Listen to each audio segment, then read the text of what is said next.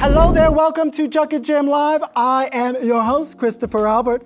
My very special guest today, though originally born in Massachusetts, is a New York City native, comedic writer, and stand-up comedian, known and lauded for consistently delivering an outstanding act with exceptional polish. He is a master at the craft of not just joke writing, but an immensely giving performer. Combining his distinctive sense of humor with the complexities of the real world, along with his cultural observations and own personal experiences dealing with mental health challenges, his fearlessness of being vulnerable has allowed him to quickly make a name for himself.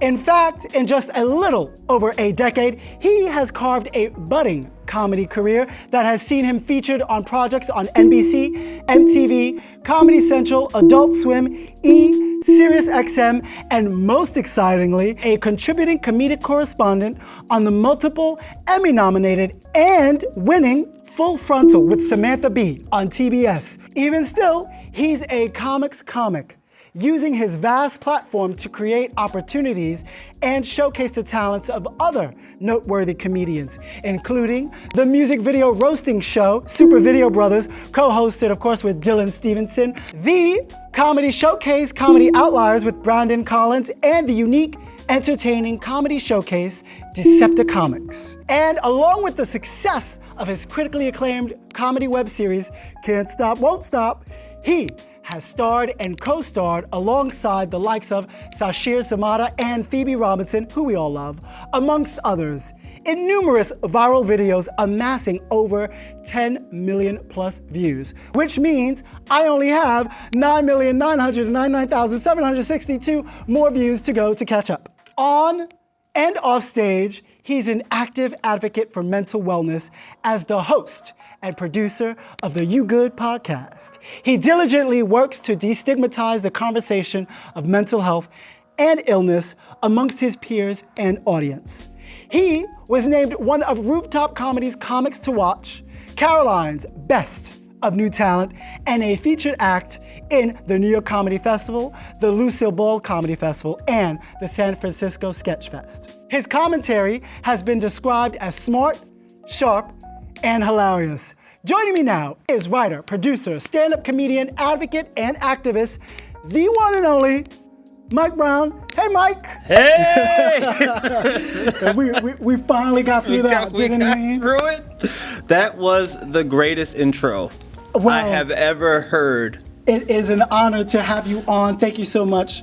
You are originally from Massachusetts. Yeah. However, you were raised in Queens. Yes. Before moving to Harlem.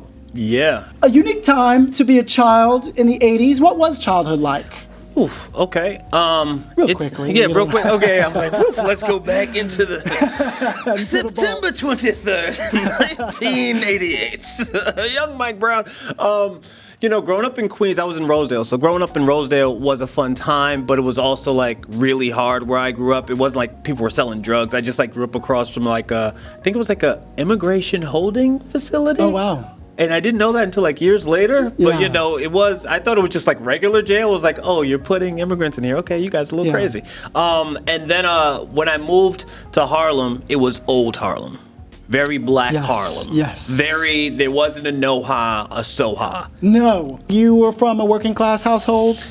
Yeah. Working class, kind of household. My mom was the first one in the family to go to college. Yes. So she got her job, and it was a thing for her, and she understood, I guess, corporate America world. And my dad he is from Jamaica. So he's Bumbleclot. He has a different way of the way he brings kids up is a different type of software programming, because he programmed me for Jamaica. I'm running on America OS, You were a chip. Yes, I am a chip. In the scheme of things. You're damn right. Chip off the old block and know what I'm saying. Boop, boop. Hello to all the Jamaicans out there. So I want to ask you, did you ever then feel othered by your own peers? Man, all the time. Yeah. All the time. I always was brought up with like a lovingness, so you just like share love to everybody, and sometimes that seems suspicious. It seems very suspicious. Yes. It seems entirely suspicious. Like, why are you loving people? What do you want? It's just like, no, just have a good time. Yeah. Just put love into the world. So I always felt weird about that, and I think that that's how I honed like my comedy, because I was always just like upbeat. I was like, hey, bring it up, bring up the love, bring up the vibes. That's your job, is to lift people's spirits. It's the whole whatever's going on in their life. See, I would say here, now we're doing your show, and I'm not going to turn it on you too much, but when we were like doing the mics up in Harlem, you always had like the comedy presence and all that in you too. You know what I mean? And it's so beautiful now to see, like, man, Chris, like you got it. You've always had it.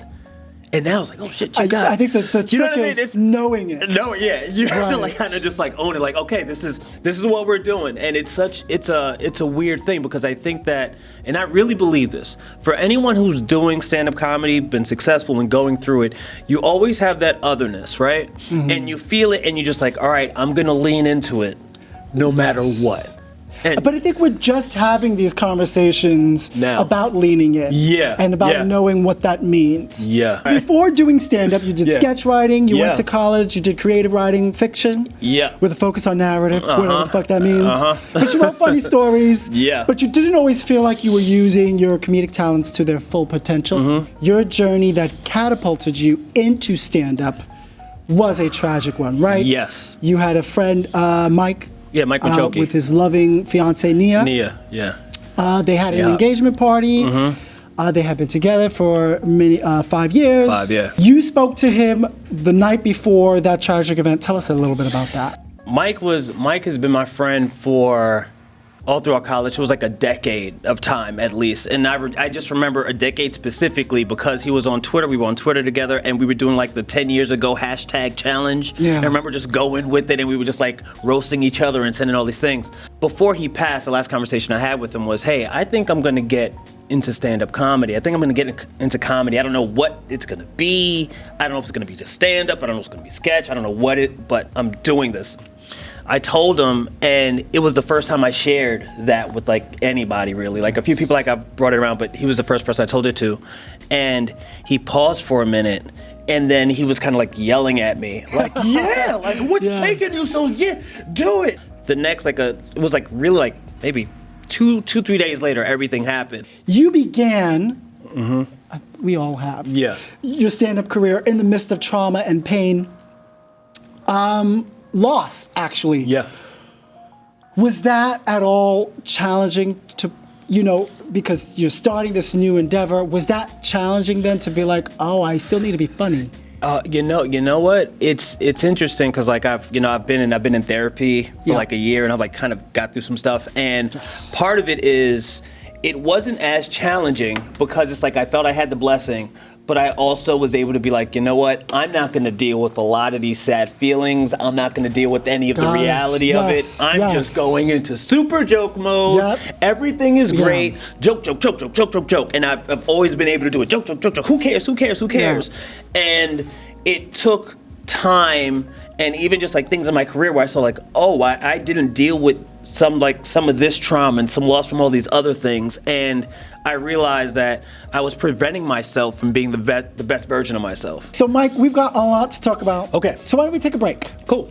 Let's go to camera. Oh, we're already on camera one. Thank you, camera one. We'll be right back with more Junket Jam Live and comedic genius, the one and only Mike Brown. Stick around. Said comedic genius. I thought Paul Mooney was just...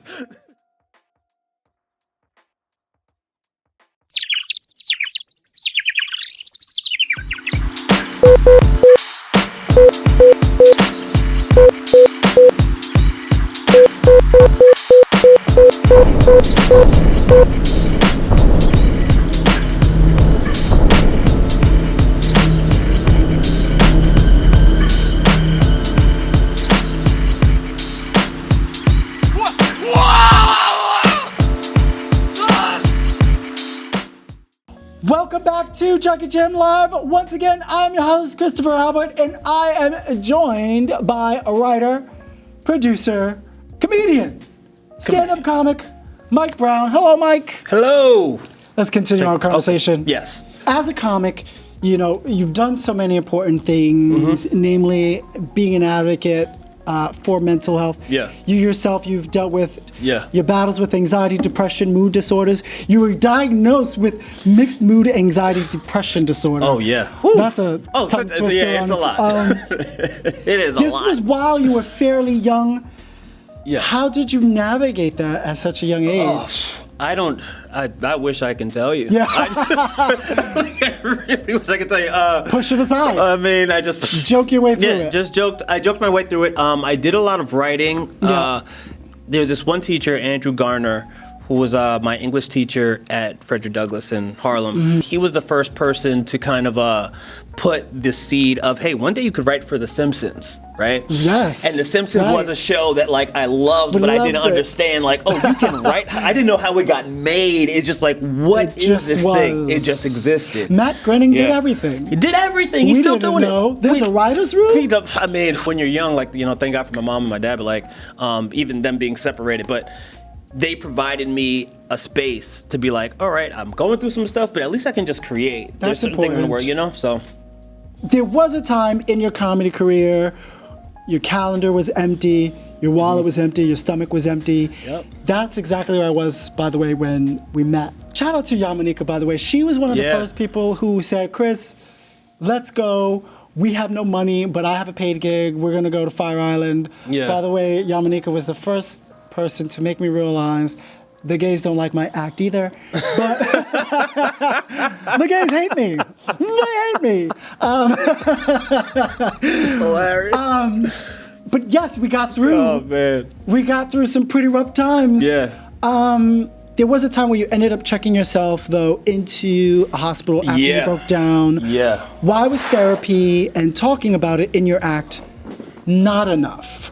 What weren't you doing to address your anguish properly that you had to go to a hospital?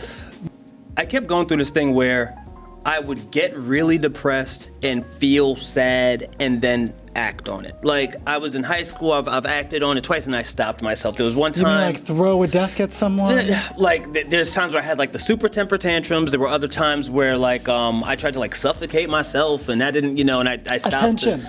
I just wanted attention. I remember I called 911 because I didn't like the suicide number, and I was just like, hey, listen, I know I don't want to do this. How old were you? Probably like 12, 13, Yeah. just like, hey, I just need to talk to somebody to just break these things down for me and cool.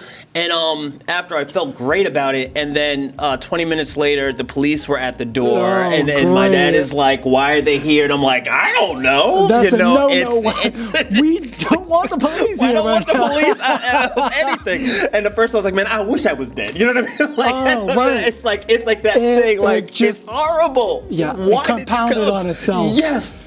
Yeah. And it gets to a point where, like, for me, I just like, I can't do this anymore. I don't want to be in that space again. And realizing that you don't have to be like, all right, well, I'm in the darkness and I'm familiar with this space and this is where it's like, no, I don't need that anymore. I don't want that anymore. It pops up, but like, one of the fail-safes is my friend Mike Machoki. I had a conversation with him in college where he was just like, yo, if you do this, I'm not going to be your friend anymore. If you kill yourself, I'm not going to be your friend. And I was like, what? Yeah. So I was like, all right, I can never disrespect him in that way. I can never disrespect myself. This friendship is too important to that, right? And that kept me around.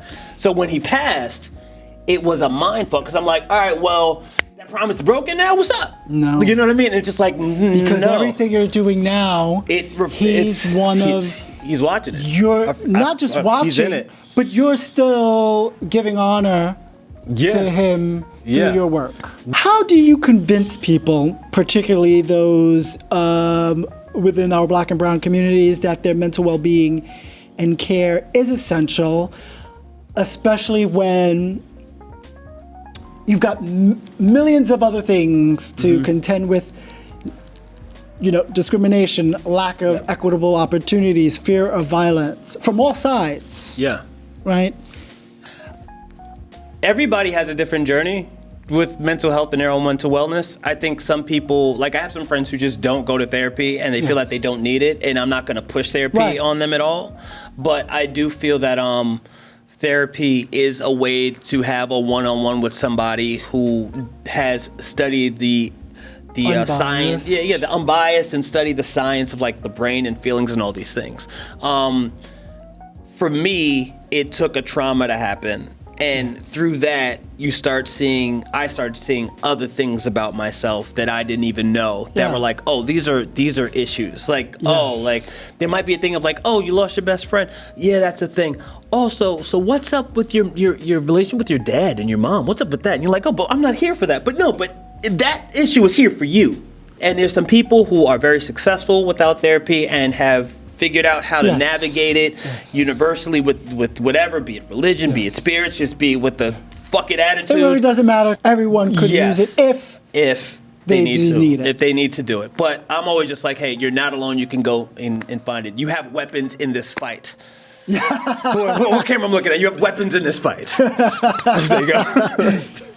You know, you are just one of many artists, you know, dealing with pain. That maybe not everyone knows about, but you know, you still project not just positivity, you're still creating work of substance. One of your inspirations, Chadwick Boseman, passed away at the age of 43, diagnosed with stage 3 colon cancer in 2016. Obviously, it eventually progressed to stage 4. He never spoke about it publicly. About his cancer diagnosis, he just continued to work. Amazing work that he's finished since, including Marshall, The Five Bloods, Ma Rainey. Black Bottom, how does losing someone you look up to and are inspired by, and that, you know, also includes recently Kevin Barnett, right? 2019.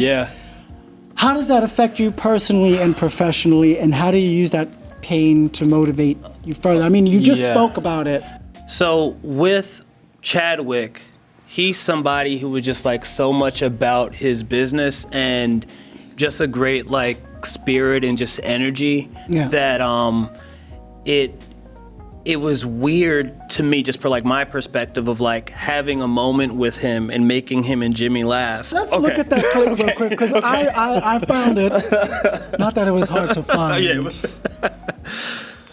I actually saw it 4 times. I do have a life, but I saw it 4 times. I saw it once with my girlfriend. Also, I want to thank you for having your suit on for most of the movie, because when your chest was out, she was getting a little excited and I felt insecure, so thank you for that.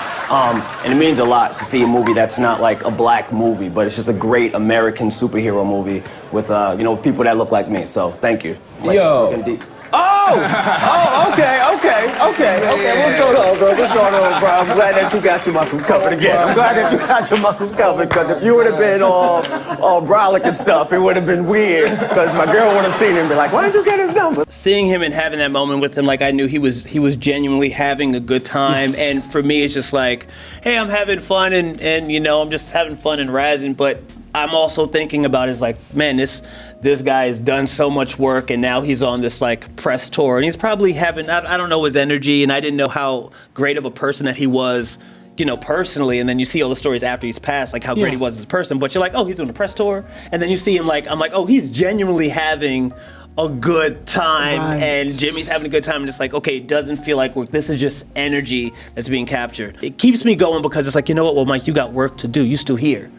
Like, as I'm doing this interview, which is thank you for having me, first of all. I'm really excited to be. I'm like, before, I am so excited. I am so excited. I am so excited. Make me However, I don't know who's watching right now. And so what you're seeing right now was great energy happening back and forth. And I'm not even trying to make you like, you're probably laughing, having a good time. But I am so happy for this and for what you're going to continue to do. Thank you. And like, you know, it's just like we belong here and all this stuff. Well, so there you go. We're going to wrap this up. For anyone looking to find more about Mike Brown, they can go to Instagram or Facebook at Yo Mike Brown. You could also find you on YoMikeBrown.com. By the way, Yes. This will, thank you for coming on the show, makes you officially your second award-winning show What? on television. Can we get camera one? I finally received my award in the mail for the Be Free Awards, which we won a Be Hilarious award for one of my Junket Jam Live specials. This is from Brick TV. They still owe me my award from 2020, but we'll take this one. Shout out to Brick. Shout out to Brick. Shout out to Brick. Brick Arts Media. So Mike, Yeah. you're gonna hang out, you're gonna play a game with me. Yeah. Hang out, guys. You are watching Junket Jam Live. We'll be right back.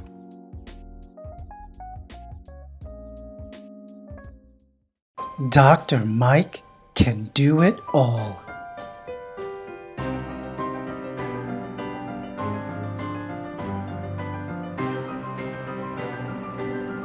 He can deliver a baby.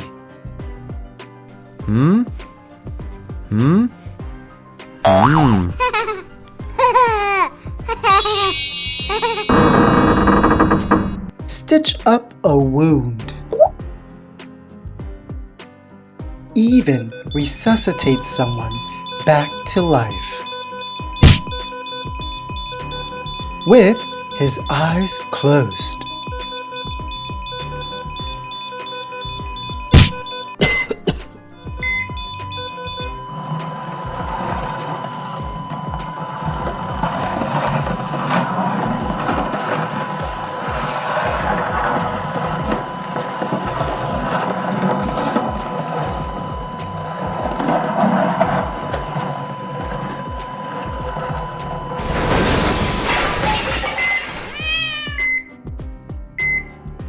But there is one thing he cannot do.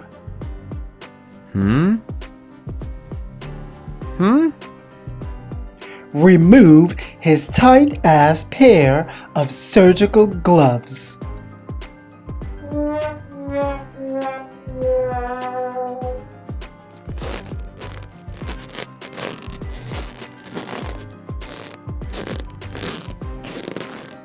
That can't be good for your teeth. Now there's a novel idea. Up.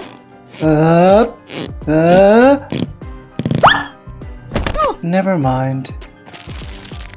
Oh no. I can't look. I also can't look away.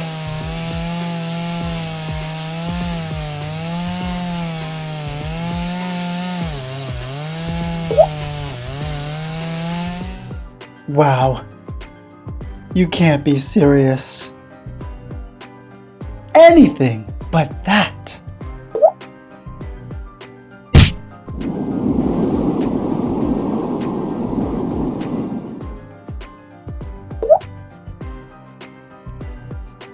Dr. Mike can do it all. Oh my God! I'm alive! Thank you, Mike!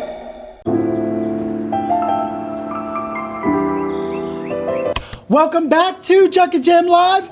Thank you so much for watching from wherever you may be, whether it be your mother's basement or in your cubicle. I appreciate it. But please, whatever you do, don't watch while on an airplane. My little show here has been known to cause some serious turbulence. They say, count your blessings.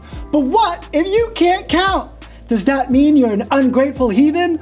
Or maybe you have never had access to a good plastic calculator. Either way, I found a quick way to brush up on your numerical skills, and that's to listen a little more closely to your favorite jams. And we're about to discover what some of those mathematical tunes are right now in a little game I call Boogie Down for the Count. And here with me to play that game, joining me again, is writer, producer, stand-up comedian, and hilarious, the one and only Mike Brown. Hey, I'm here. You're here, Mike? What's up? Simple, I'm gonna give you some lyrics and I'm gonna try to not sing them as best as I can. I'm gonna fail this game so hard. Let's do it. Some of these songs could have maybe eliminated the, school to jail pipeline if some of us listened a little more closely, right? Okay. This is the first clue, which are just lyrics. Now, if a 6 turned out to be 9. I don't mind. I don't mind. Well, all right. If all the hippies cut off all their hair, I don't care. I don't care. Dig? Because I got my own world to live through. And I ain't gonna copy you. That sounds like a line from a Broadway show. It's actually a Jimi Hendrix tune. It's 6 or 9. Did you dig? I was like, okay, we're in the 70s. We're in the 70s. We're in the late 60s. We're in it. Okay. Another one tragically lost at an early age. Okay, next clue. Okay. Let's go. She knows she got everything that a woman needs to get a man. Yeah, yeah.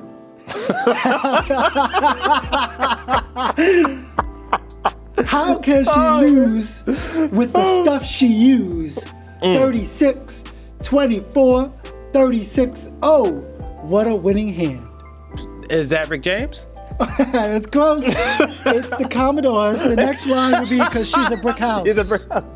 She's mighty, mighty. All right. Yeah, you know what? I knew it was out. Brick House. I knew it was Brick House. But something was like, Gotta but this know those sounds like something measurements. that Rick James would have. Yes, that's right. Let's go. Let me tell you 1, 2. Beyonce.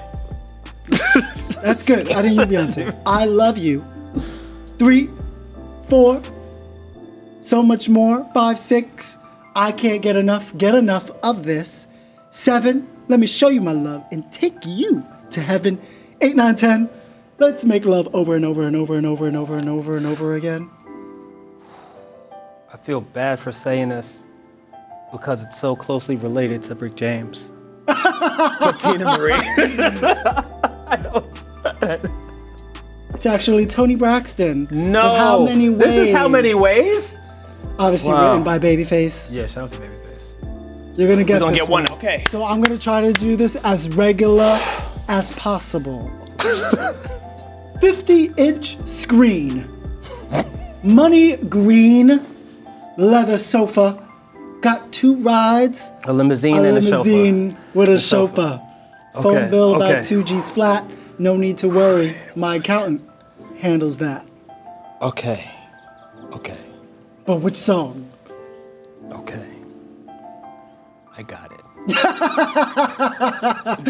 He's got it. Juicy Yes. by Mtume. Oh, that's good. That's Did I get good. it? Did I get it? You're an asshole. That was fun. Lyrics by Notorious B.I.G. Sampled by M2. Yeah, for Yes. anybody who's Okay, we're almost done. got a half. I think you'll get this one. Okay, all right. If 6 of y'all went out,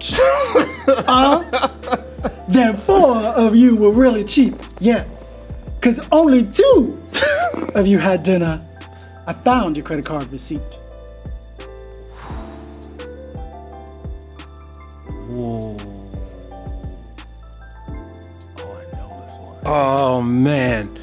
This is a song about cheating, and this is one of my favorite genres. This is one of my favorite genres of songs. It is just like a mess song. Well, Is is it? Oh, Oh, it's her birthday today. I don't know whose birthday is it. No. It's Nippy's birthday. No, it's Whitney Houston. That's- It's not right. You know what? You know what's the messed up part about But it? you know what's not I heard okay? receipt. Is that you didn't get I it. didn't get it. I heard receipt and I went right It's to Whitney. not right, and it's not okay that you didn't did get it. not know Whitney Houston. I thought it was too easy because when I heard receipt, I associate her with receipts. Okay, last clue. You know what? It wasn't think right, you'll but get it's this okay. one. Okay. 2. This is Brian McKnight. No way! You said 2? I said 2. Just want to be with you. Brian McKnight. 3, girl. It's plain to see that you're the only one for What you me. said 2? Brian McKnight. It's Friday night back at 1. Back in the game, baby. He's back in the game, baby. That was when Friday night, you just had to make love to that sort of music. it was a totally different time. That was R&B. That's for love making music. We're not Yes. doing that anymore. Love is not being made. Love's not being made. It's not being made. It's not being manufactured Not anymore. if Nick Cannon has anything Oh to no, do no. with it. Not if he's out here loose on the streets. Babies are being made. Babies. All the time. Oh, But not love. Not love. Love is Love is done. The world still needs it, but Love is a construct. Well, thank you, Mike, so very much.